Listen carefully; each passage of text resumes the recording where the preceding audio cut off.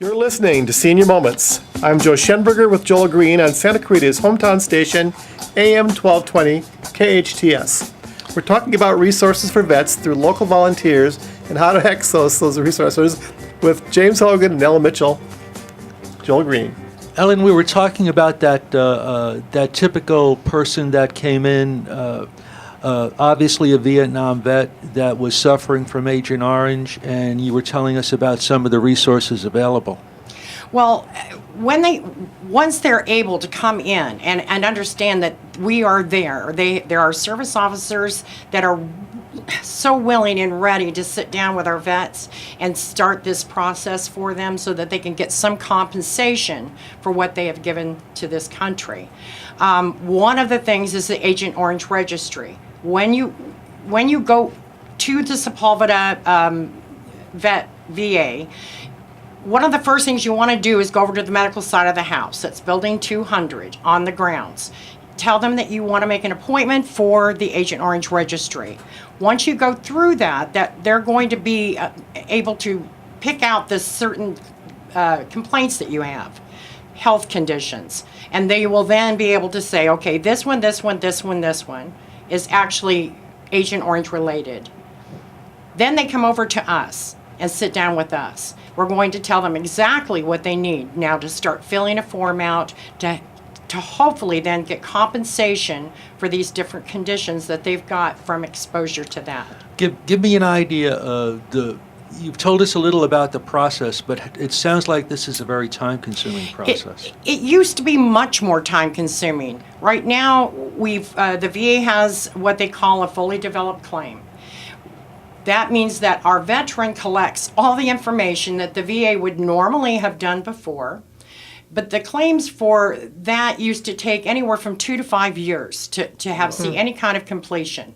With a fully developed claim, and the vet bringing in all of the paperwork that's required, we can get answers from 3 to 9 months. Well, that's a dramatic decrease. Hugely, yes. It's wonderful for our vets, and we're very happy. We applaud you for that. Jim, when we were talking earlier, before the show started, we were talking a little about the concept of what you call the triangle. What is that all about? Well, the triangle to me is, on top of the triangle is the VA, the Veterans Affairs. And then on the right is the veteran. And then on the left of that triangle is the volunteer. It takes all three to really work efficiently. And that's usually where I come in as a volunteer. Just imagine that you just got out of the service and you completed your obligation, and of all your package they give you on your discharge, a very important document. It's called a DD-214. With that is your key to the VA system. So you get to the VA, you open the door with that DD-214, and you discover there's 365 doors. Oh my goodness, what door do you open? Well, that's where I would come in. Or it could be a VA employee saying, well, first you need to go to door 65, after 65, go to 3, after 3, go to 7. Instead of the veteran reinventing the wheel. So essentially it's guidance on your part. Yes. Very much so. There's this question is actually for both of you. There's for both Ellen and Jim. There's a lot of different kinds of veterans benefits. The company that I'm affiliated with is called Home Instead Senior Care, and we know of some of the benefits that apply to in-home care, but there's a lot of other benefits. There's end-of-life benefits. There's other kinds of benefits. What are some of the other benefits, and are those benefits as difficult to apply for as we've heard? I wouldn't say that it's difficult to apply for. What I would say is sometimes it's difficult to actually then get what you're hoping to get for. There's a lot of qualifiers that Like go what? with these. Like what, Ellen? Go ahead, Jim. DD-214, that is your key. On that form is your most important information. For example, want to file for something Agent Orange related. You look at my DD 214 and say, oh, he served in combat. He had these type of award, and he served in country because he's got the Combat Action Medal. There's our information there. That's what the service officer needs to make that determination that, yeah, we have a veteran here that did serve in country, and he may have something related to. That's where Helen comes in. Absolutely. That is, being able to work in tandem with so many of our volunteers is what makes the experience for our veteran much easier to navigate through so many loopholes. As far as the things that we've got, aid in attendance is being one of them. What does that mean? What is that? Aid in attendance goes in tandem with a pension, which is a non-service connected claim. And what does that mean? That means instead of coming to us saying that I have a service-connected illness or injury, something that happened to me while I was in the service, now I'm coming in because I'm really at the low end. We need some money coming in, and now my wife or my husband is so ill that I need constant care. What can we do to do this? And that claim doesn't necessarily have to be made by the veteran. It has to be made by the veteran, but it could apply to a spouse. Yes, it could. Aid in attendance can also go for the spouse of a veteran. And what are some of the other benefits that are available to local vets? As far as putting in claims for our more elderly, we've got the dependent. We're dependents of veterans who have died, need to come in and now try to get a pension going for the wife, the child that was left behind. So these are other things that they can come in and at least explore. What can I do? If there isn't anything, we'll tell them. But there are many things that we can sit down and try to work with our clients. So frequently we deal with people that have said, well, so-and-so, my dry cleaner told me that I couldn't, and I'm sure you've heard this before, Yeah. that I shouldn't even apply for any kind of a VA benefit because my income is too high or because I have too many assets. But hold that thought. When we come back, we'll continue this conversation with Ellen and Jim. We'll talk about the benefits, the benefit process, the pitfalls, as well as some time frames in general of what it takes for a gestation of a benefit application like aid in attendance. You're listening to Senior Moments. I'm Joe Schenberger with Joel Green on Santa Clarita's hometown station, AM 1220 KHTS.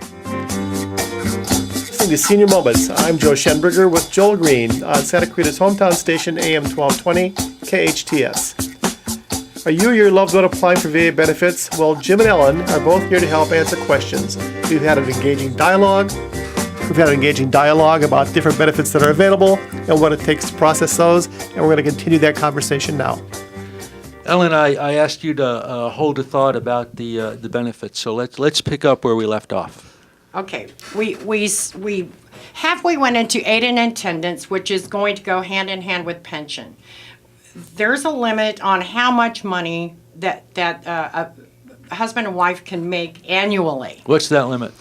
The limit right now, and it's unfortunately seems rather low. If the veteran is by himself, it's $12,465 a year. With a dependent, so if they're married, it's $16,324. One of the things, though, that we work with, and that many people don't understand, because aid in attendance cannot go in on its own, it goes forward with the pension. All of your out-of-pocket medical expenses. What does that mean? That means anything that your insurance company is not covering and you're having to pay on your own, that then we take that away. So that if you, say, make $30,000 a year, each one of these things over a year, we're going to take, it's going to minus down, and we're going to try, we'll hopefully be able to get you where you need to be for a pension and aid. So if I need chucks, if I need disposable linens, if I need Depends, if I need aspirin or something, or Tylenol, that all would be deducted any out-of-pocket medical expense. Okay. Also, your travel to and from your doctor's office or the hospital where you need to go, that is also deductible. So if I needed non-emergency medical transportation, would that be deducted? Especially if it came out of your pocket. Right. But just driving back and forth, that is also going to be taken into consideration as we sit down with you and start figuring all this out. The hardest part of this for our vet and then the spouse is gathering this information and bringing it in and sitting down with us. A year's worth of, geez, this is how much I've spent, is kind of hard for some of them. So don't be throwing those in the trash. When you get these things, make sure that you keep it so we can sit down and try to figure out where we can go with this. Okay, so now we know that aid and attendance has to go along with a disability? With the pension. With a pension. Yes, non-service connected pension. Okay, what if it's a service-connected pension? If you've got to come in for a service-connected illness or injury, and then you reach the point that you need aid in attendance, that can go in either initially with your initial claim or be added to a claim you've already got for service-connected compensation. Compensation and pension are different. What's the difference? Again, the service-connected or non-service-connected. Okay. Pension is for non-service-connected problems. Compensation are for service-connected. Okay. So when I come to see you, are you my first point of contact? If you've already gone to the VA and No. registered, No, I've never gone there before, Okay. but I need help. This is just overwhelming. what I'm going to tell you then, the first thing you need to do is register at the VA. And how do I do that? You're going to go to Building 200 at Sepulveda, and when you go downstairs and tell them that you need to register, make sure you have your DD Form 214 with you. Where do I get that? If you don't already have a DD Form 214 that you received when you left the military, you can either come to us. We've got a form that you can mail, snail mail, or there's a website that you can go to that you can then request it that way. Okay, so I get my form DD-214, and then what? Then you'll go to Building 200, tell them you need to register with the VA. Once you have registered, you can come straight over to us and we'll tell you exactly what you need to do to start the claim process. And how long will that take? As far as gathering the information and getting your doctor's offices, that's going to vary. I would hope that most of what we're going to need wouldn't take more than a month. Oh, that's not bad at all. And then we can get the paperwork in and send it off, and there you go. Okay. So once that paperwork is sent off, and let's say it's aid attendance, what's a typical gestation period for that? If they have all the information, and again, this is what we're going with. We want to be able to send their claim forward with every scrap of information that's going to be required by the VA. We can hope for something within 3 to 9 months, some answer of what's going to happen, and often a completion. So the VA is going to say, yes, we're going to do this, or no, we're not. If it's no, we'll work on it. We don't accept no. So there is an appeals process. Yes, there is. Okay, and let's assume that it is approved. Is it approved immediate? Is it retroactive? How does it It work? retros back to the date that the claim was put in. Okay, Now, if we've got a case that's really going to be complicated, we have a form that we can send in that's an intent to file that locks in a date for you and gives you 1 year to gather information. Then the claim goes in. If it's approved, it goes back to that date of intent to file, not the date we actually filed the claim. okay, great. When we come back, we're going to speak more about this claims process and the overall paperwork process, because while there's so many things we could talk about, this is vitally important, and this is the question that comes up most with families. I'm Joe Schenberger with Joel Green on Santa Clarita's hometown station, AM 1220 KHTS. We'll be right back.